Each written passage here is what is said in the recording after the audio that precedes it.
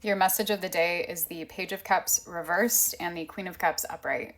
We're moving from this to this, and it's a pretty big shift. Queen of Cups compared to the Page of Cups reversed. This is a big maturity gap, especially when it comes to matters of the hearts.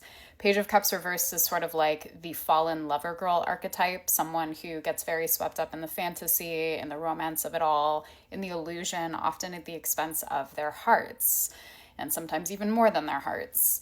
And the Queen of Cups upright is someone who has traveled those waters and learned a lot from the journey.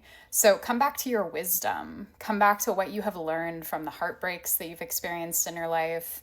Come back to your true desires that transcend the conditioning that you've been fed from Disney movies and rom-coms and all of the fantasies that we get fed from the time that we're tiny children. It's a tall order, but it's also something that we're capable of. When we root in truth, and I mean the sort of inner truth, our inner wisdom, we can gently and gradually untangle ourselves from the fantasies that we've been fed. And often, reality is better. And I say this as someone who is ruled by Pisces Venus. So I say this through hard-earned experience and wisdom that real life is actually better than the fantasy because it's real.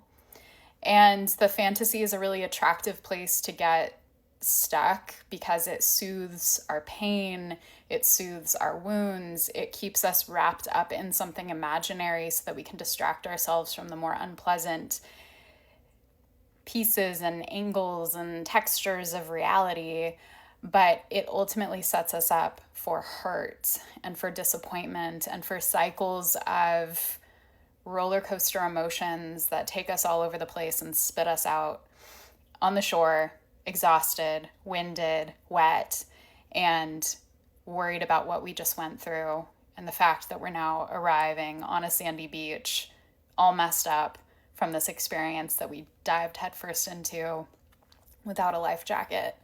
So if you have been getting swept up in a fantasy, it's okay, and I can relate and I understand, but it's time for us to come back to the heart's wisdom.